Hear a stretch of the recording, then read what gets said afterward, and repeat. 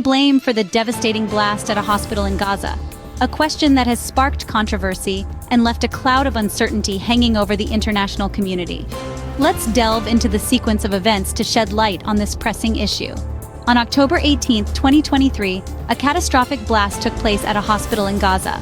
This disaster resulted in the loss of hundreds of lives, with Israeli and Palestinian authorities pointing fingers at each other. This sudden and tragic event disrupted diplomatic efforts by U.S. President Joe Biden, who is actively working to ease tensions in the region. In the wake of the tragedy, President Biden expressed support for Israel, suggesting that the blast was carried out by the opposing side. However, he did not provide evidence to back up his claim. The fallout from the bombing was severe, with at least 500 casualties, mainly women and children.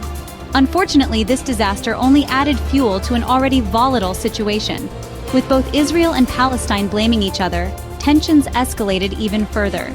The Israeli Defense Forces released an audio transcript claiming Hamas was responsible for the blast, but the authenticity of this audio remains unverified. As the world waited for answers, experts and analysts began to question the narrative. They pointed out that visual evidence from the aftermath of the explosion seemed inconsistent with an Israeli airstrike. The Israeli Defense Forces, on their part, denied allegations of involvement, insisting that a failed rocket fired by the Palestinian Islamic Jihad group was to blame. Despite this, many questions remain unanswered. The lack of a massive crater and minimal structural damage seem to suggest that an airstrike is unlikely.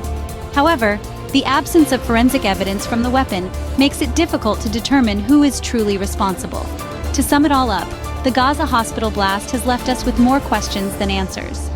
The blame game continues, with both sides denying responsibility and pointing fingers at each other. The international community is left in a state of uncertainty, waiting for concrete evidence to emerge.